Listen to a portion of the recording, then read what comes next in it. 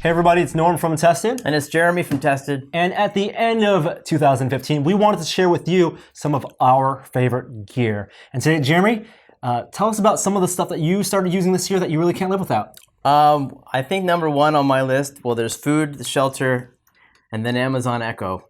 What, really? I mean, I'm not alone here. We've expressed a lot of love for this device on the podcast this year. And I really think it is the breakout device for Amazon in my world. And it's the most interesting digital assistant of any of the ones that I've used this year. It's the kind of device that I did not see coming.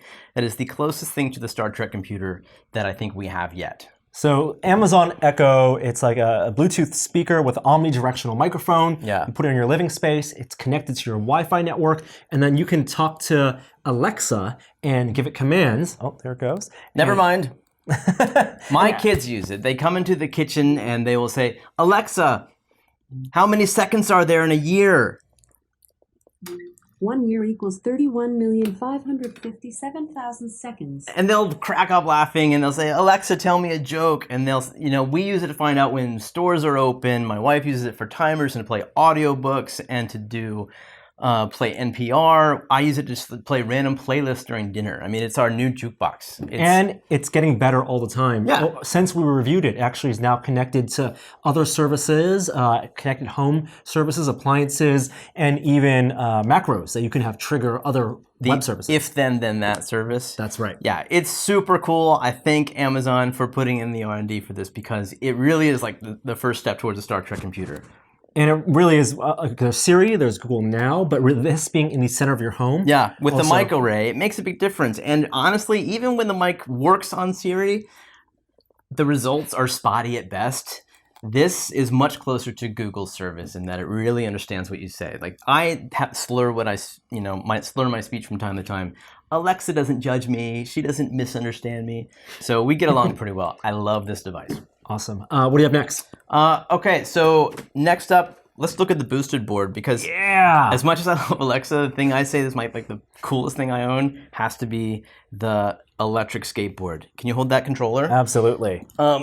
Something we also reviewed on Tested. You saw a review, you saw us testing it. Yeah, and you had to get one. You had an early unit, you let me try it, and I just thought that is like scuba diving or like something that you've never experienced before. It's the hoverboard. And it's an electric skateboard. It has two motors underneath. This is the Dual Plus, so the lower wheel here has a motor on each and goes 22 miles an hour. Wow. And it goes uphill without much of a problem, which in San Francisco is important.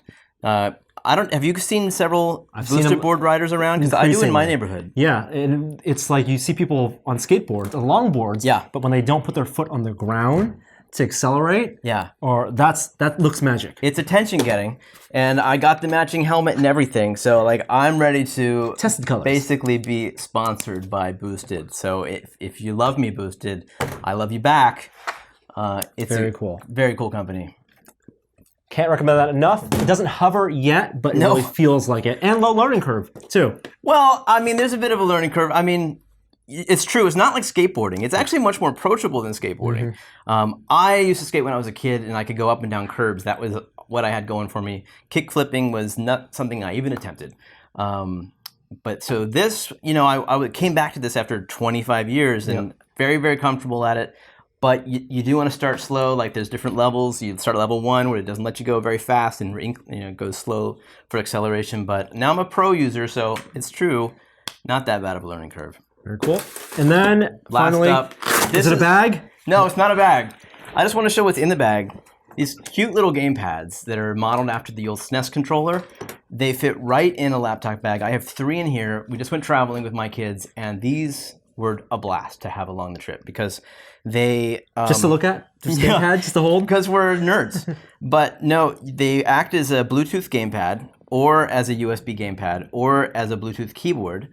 There's 4 different modes to it based on what button you hold down when you turn it on, and you can pair it with the device. But for computers or iPads, they actually connect. They're not a made for iPhone device, MFI, but it is a iCade compatible. Do you remember Right. that, Yeah, that absolutely, device? yeah. Like this old arcade cabinet, several game support there, input for. It's like it basically emulates a Bluetooth keyboard.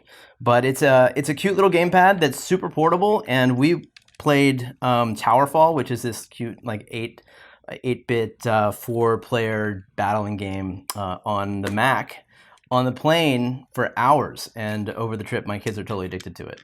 Love this little gamepad. Works on PC, it works on tablet. Yep. I like that it actually works as a keyboard. That's really cool. Do you know how hard it is to get a gamepad to work on a Macintosh? No. It's not simple. They don't like. There's no sense of game controllers in OS X whatsoever. Like that's one thing I definitely have taken for granted with PC over the years. Is that's very cool. But this actually does work over USB cable as long as you have Steam installed and you taught it about the gamepad. It fits in your travel bag, and it's versatile and useful, especially for kids.